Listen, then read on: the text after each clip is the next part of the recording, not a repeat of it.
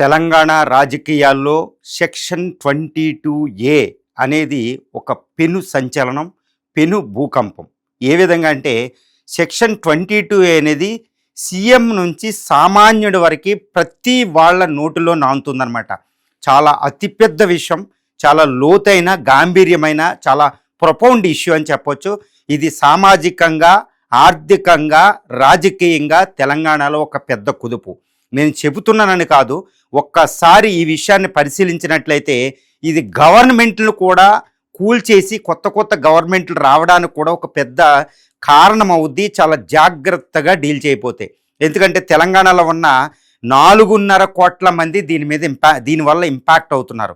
ప్రతి section of the people దీని మీద ఇంపాక్ట్ అవుతున్నారు. అగ్రికల్చర్ కార్మికుల నుంచి, రియల్ ఎస్టేట్ మీద ఆధారపడే వాళ్ళు, ఉద్యోగస్తులు, రియల్ ఎస్టేట్ కొనేవాళ్ళు అందరూ అందరూ కూడా దీని మీద ప్రభావితం అవుతున్నారు. అందుకే నేను చెప్తున్నా, ఇది సెక్షన్ 22Aని జాగ్రత్తగా డీల్ చేయకపోతే ఇది తెలంగాణ చరిత్రలోనే అతిపెద్ద భూస్కామ్గా నిలబడుతుంది. అతిపెద్ద భూస్కామ్ ఎందుకంటారేమో, ఎందుకంటే ఇప్పుడు భారతదేశంలో ఉన్న 28 రాష్ట్రాలు, 8 కేంద్రపాలిత ప్రాంతాలు, అంటే 36 అడ్మినిస్ట్రేటివ్ టెరిటరీస్లో ఎక్కువ గవర్నమెంట్ ల్యాండ్ ఉన్నది కేవలం తెలంగాణలోనే. అది చరిత్రకి వెళ్తే నిజాం పరిపాలన. నిజాం అంటే భూ బ్యాంకు, ప్రపంచంలో రిచెస్ట్ పర్సన్, అదంతా ప్రభుత్వానికి వచ్చింది. ఇప్పుడు ప్రభుత్వం సెక్షన్ 22A పేరు చెప్పి ప్రభుత్వ భూములతో పాటు వివిధ భూములన్నీ రెవెన్యూ చేతికెళ్ళినాయి. రెవెన్యూ అంటేనే corruption care of address. Not all. I am not impute this corruption in revenue department to every revenue employee. I am very careful about this one. But lot of corruption is there according to various reports. ఇప్పుడు ఇంత వెళ్ళింది కాబట్టి section 22Aని జాగ్రత్తగా deal చేయకపోతే CM లెవెల్లో అందరూ మంత్రులు, ప్రభుత్వ యంత్రాంగం అంతా ఇది తెలంగాణ చరిత్రలోనే పెద్ద భూ బ్యాంక్గా ఉండబోతుంది, భూ స్కామ్గా ఉండబోతుంది. ఇంకోటి ఏంటంటే ఈ section 22A of the registration act 1908 ఇప్పుడు రీసెంట్గా సెక్షన్ 22Aలో చాలా భూములను అందులో చేర్చడం జరిగింది. ఇది తెలంగాణ చరిత్ర అంటున్నాను కాదండి, భారతదేశ చరిత్రలోనే అతిపెద్ద భూ స్కామ్గా ఉండబోతుందని చెప్తున్నా. జాగ్రత్తగా డీల్ చేయకపోతే, unless we carefully deal with this one, it would emerge as the biggest land scam in Indian హిస్టరీలోనే అవబోతుంది. ఎందుకంటే ఈ యొక్క 36 అడ్మినిస్ట్రేటివ్ టెరిటరీస్లో నేను చెప్పినట్టు 36 అంటే 28 రాష్ట్రాలు, 8 కేంద్రపాలిత ప్రాంతాలు ఎక్కువ భూ బ్యాంక్ ఉన్నది కేవలం హైదరాబాద్ సరౌండింగ్లో. ముఖ్యంగా ఒకప్పుడు నిజాం ఏలిన పరిపాలనా ప్రాంతం, ఈ పరిపాలనా ప్రాంతం తెలంగాణ అంతా ఆల్మోస్ట్ వస్తుందండి. ఇక్కడ ప్రభుత్వ భూములు ఎక్కువ దేశంలో ఏ రాష్ట్రంతో పోల్చినా. ఇప్పుడు ముంబై వెళ్తే ముంబై గవర్నమెంట్కి, మహారాష్ట్ర గవర్నమెంట్కి 1 ఎకరం కూడా కొని బిల్డింగ్ కట్టుకోవాలి. కానీ హైదరాబాద్లో ప్రభుత్వ భూములను వేలం వేసుకుని పథకాలు రచిస్తారు. ఎందుకంటే ప్రభుత్వ భూములు ఎక్కువ. ఎందుకంటే ఎక్కడంటే నిజాం పరిపాలన ఎండవగానే ఒకేసారి భూములన్నీ ప్రభుత్వ పరం అయిపోయినాయి కాబట్టి. అందుకని హైదరాబాదు గ్లోబల్ సిటీగా ఎమర్జ్ అవ్వడానికి ప్రపంచంలో ఏ దేశంలో ఉన్న సిటీతో పోల్చిన ఇది అవుతుంది. ఇప్పుడు ఈ భూములు ఎక్కడికి వెళ్ళిపోయినాయి? సెక్షన్ 22 కింద వెళ్ళిపోయినాయి. దీని పేరు చెప్పి వివిధ భూములు, ప్రైవేటు భూములు కూడా వెళ్ళిపోయినాయి. మామూలు పట్టాదారు భూములు కూడా సర్వే నెంబర్లో ఉన్నాయి, వాళ్ళ వల్ల కూడా వెళ్ళిపోయినాయి. సో దేశ చరిత్రలోనే పెద్ద భూ బ్యాంక్ అవ్వబోతుంది. ఇదంతా కూలంకషంగా పరిశీలించి నేను మాట్లాడడం జరుగుతుందన్నమాట. ఇప్పుడు ఒక్కసారి చూద్దాం. సెక్షన్ 22A ప్రకారం ఆల్మోస్ట్ 1 కోటి ఎకరాల దాకా ఈ సెక్షన్ 22A కింద వెళ్ళిపోయింది. ఇప్పుడు తెలంగాణ మొత్తం భూభాగం ఎంత అంటే 1,12,000 చదరపు కిలోమీటర్లు. 1,12,000 చదరపు కిలోమీటర్లు. దీన్ని ఎకరాల్లోకి మార్చినట్టయితే 2.76 2,76,00,000 ఎకరాలు అవుతుందన్నమాట. ఇప్పుడు ఇందులో ఏంటంటే 24% భూములు ఫారెస్ట్ ల్యాండ్, 24%. కానీ 24% ఫారెస్ట్ ల్యాండ్లో చాలా ల్యాండ్లో ప్రైవేటు వాళ్ళు దీన్ని సాగులో ఉంచుతారు. కాబట్టి ప్రభుత్వం దాన్ని రక్షించాలి. ఉన్న నిష్పక్షపాతంగా మాట్లాడదాం. 24% ఫారెస్ట్ భూములు. దీంట్లో కోటి ఆల్మోస్ట్ ఏంటంటే 2.76 అంటే 2,76,00,000 ఎకరాల్లో కేవలం 1,60,00,000 ఎకరాలకే కేవలం ఇది ఉంది పట్టాదారు పాస్ పుస్తకాలు. మిగిలిన 1 కోటి ఎకరాలకు, ఆల్మోస్ట్ 1 కోటి ఎకరాలకి అసలు పట్టాదారు పాస్ పుస్తకాలు లేవు. వివిధ కారణాల వల్ల. ఇప్పుడు అవి ప్రభుత్వ భూములా, సీలింగ్ ల్యాండ్సా, భూదానోద్యమంలో దానం చేసిన భూములా, లేకపోతే ఫారెస్ట్ ల్యాండ్సా, లేకపోతే వక్ఫ్ బోర్డ్ భూములా, లేకపోతే దేవాదాయ ఎండోమెంట్ భూములా, లేకపోతే ప్రభుత్వ భూములా, ఇవన్నీ తెలియక ఇవన్నీ లేకపోతే డిస్ప్యూట్ భూములు, ఈ కేటగిరీ అంతా సెక్షన్ 22A కింద పెట్టేయడం వల్ల రెవెన్యూ డిపార్ట్మెంట్ నుంచి ఇటు రిజిస్ట్రార్ దగ్గర, సబ్ రిజిస్టర్ దగ్గర ఇక ఎట్టి పరిస్థితుల్లో కూడా రిజిస్ట్రేషన్ అయ్యే పరిస్థితి లేదు.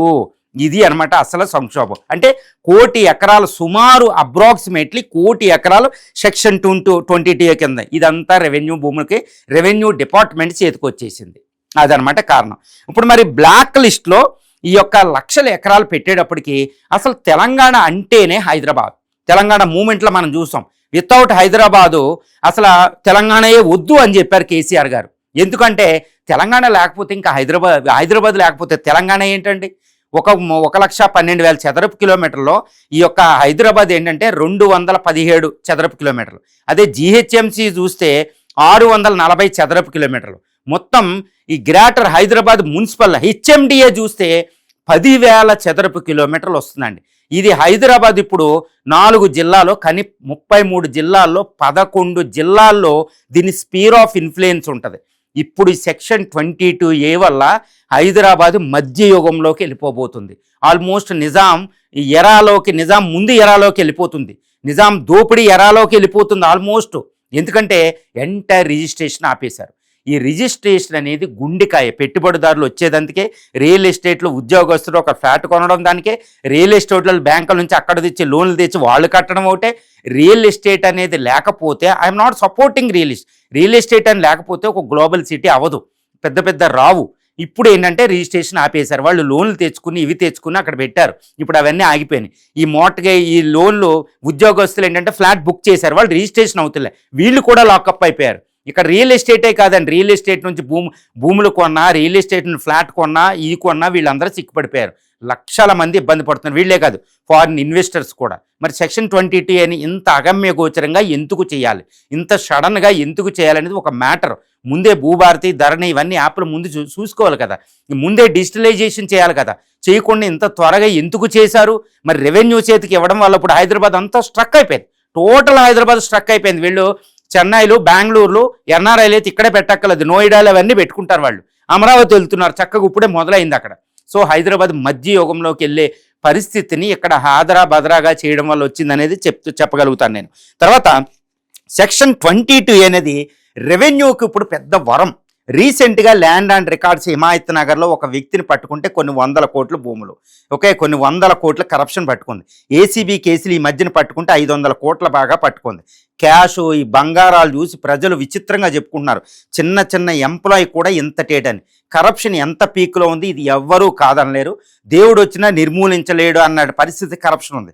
ఇందులో కరప్షన్ డిపార్ట్మెంట్ చూస్తే మనకి Amnesty International various corruption indication చూస్తే ఇక్కడ పోలీస్ డిపార్ట్మెంటు, ఈ ల్యాండ్ అండ్ రెవెన్యూ, అర్బన్, తర్వాత రెవెన్యూ డిపార్ట్మెంట్ ఉంటుంది అనమాట.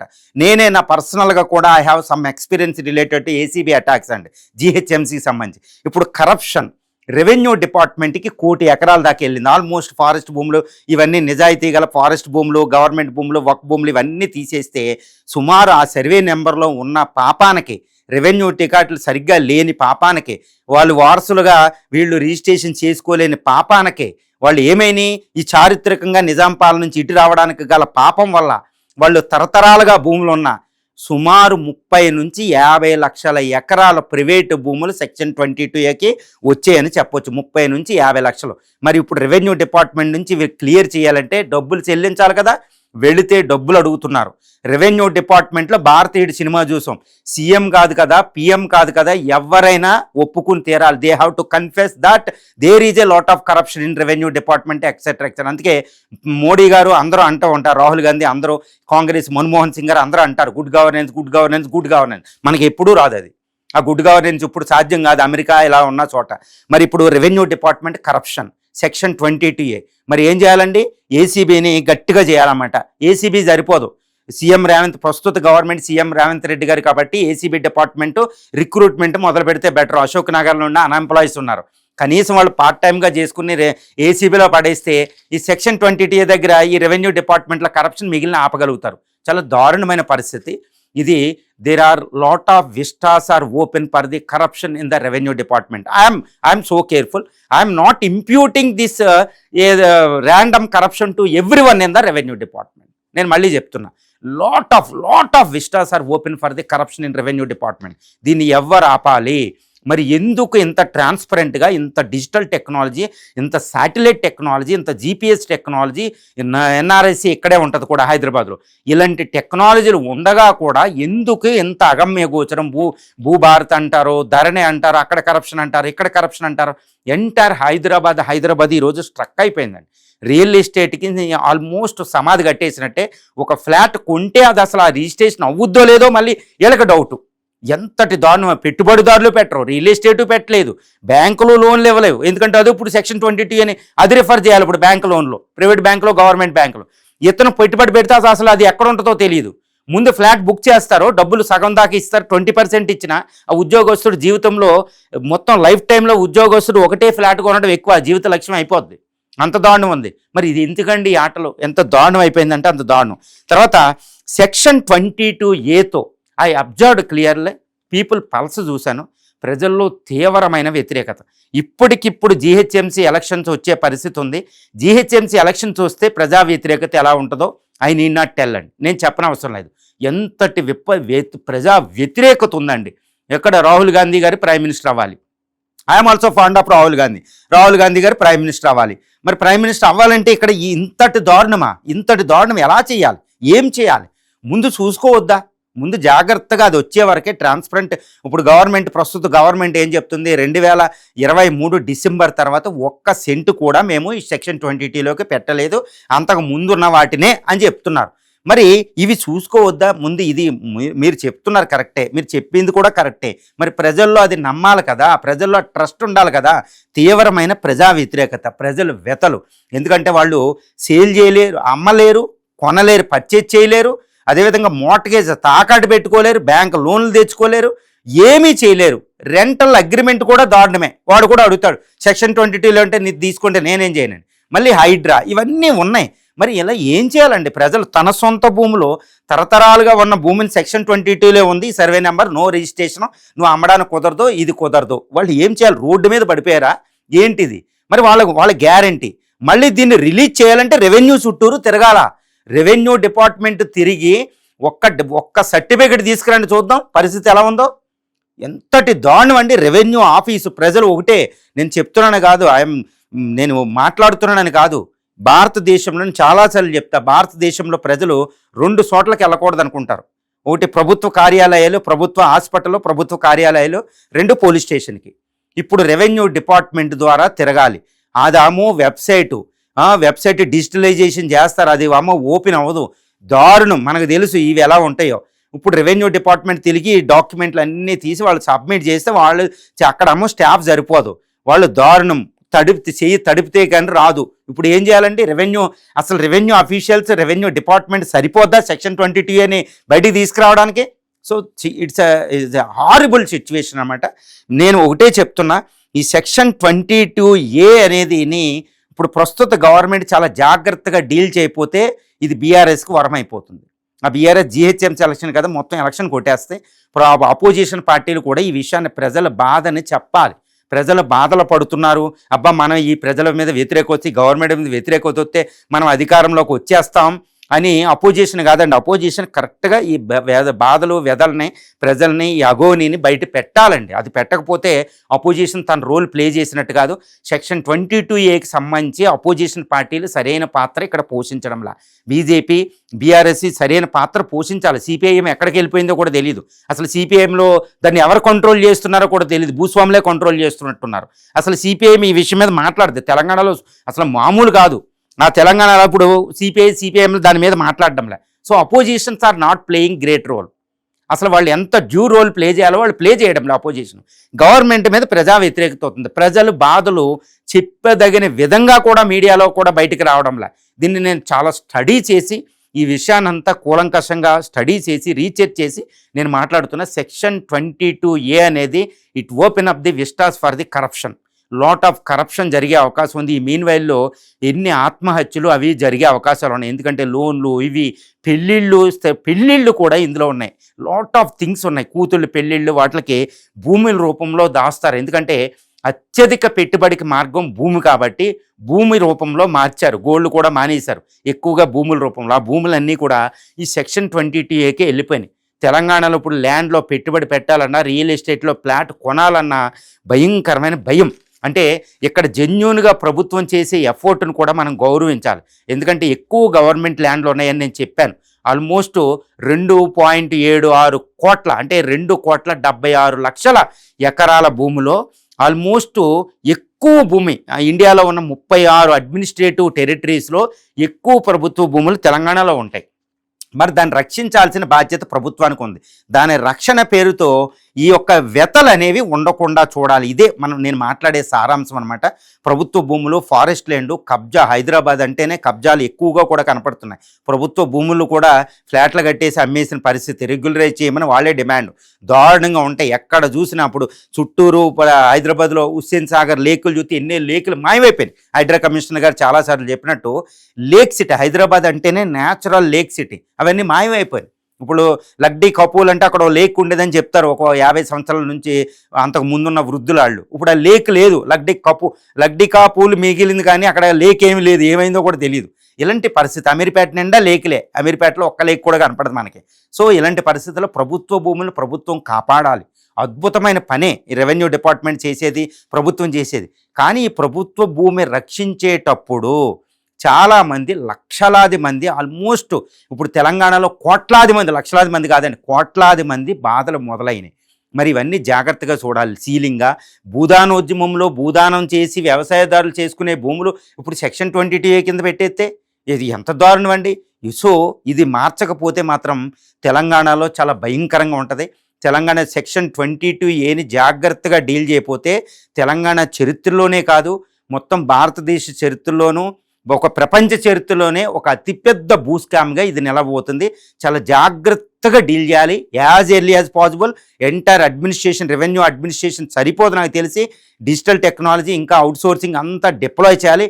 వేరియస్ డిపార్ట్మెంట్ కోఆర్డినేషన్ తీసుకుని దీన్ని జాగ్రత్తగా చేయాలి. ఇప్పుడు ఒక్కసారి చేసింది ఇప్పుడు మొత్తం ఆపేసినా కానీ ప్రమాదం. ఎందుకంటే కబ్జాదారులు ఆల్రెడీ భూములను ఏదో చేసేస్తారు కాబట్టి ఇప్పుడు మొదలు పెట్టారు. కాబట్టి ఈ టాస్క్ని వెంటనే ఆన్ వార్ ఫుట్ మీద, యుద్ధ ప్రాతిపదిక మీద దాన్ని చాలా జాగ్రత్తగా డిజిటలైజేషన్ చేసి యాజ్ ఎర్లీ యాజ్ పాసిబుల్ ప్రజలకి చెప్తూ ఉండాలి. ప్రభుత్వం సీఎం లెవెల్లో, మంత్రుల లెవెల్లో ఎప్పుడూ కూడా ప్రజలకి కన్వే చేయండి. మెసేజ్ ఏంటంటే మేము చేస్తున్నాం, ఇదంతా ప్రభుత్వ భూముల రక్షణకే, ఏ ప్రైవేటు భూములు పోవు అని వాళ్ళకి చెప్పి వాళ్ళ బాధలు తీర్చండి. లేకపోతే ఎన్నో పెళ్ళిళ్ళు, ఎన్నో ఆత్మహత్యలు కూడా జరిగే అవకాశం ఉంది. చాలా ఇంపార్టెంట్. సెక్షన్ 22A తెలంగాణ రాజకీయ, సామాజిక, ఆర్థిక, రాజకీయ కోణాన్ని పెను భూకంపం క్రియేట్ చేసే పరిస్థితి ఉంది. దాన్ని అరికట్టాల్సిన బాధ్యత ప్రభుత్వాందే. ప్రతిపక్షాలు కూడా, మీడియా కూడా, మేధావులు కూడా దీని మీద స్టడీ చేసి చాలా చక్కగా ప్రజలకు ఏం చెప్పాలో అది మనం చెప్పాలి. ప్రభుత్వానికి ఏ సూచనలు చేయాలో ఆ సూచనలు చేయాలనేది నా మనవి.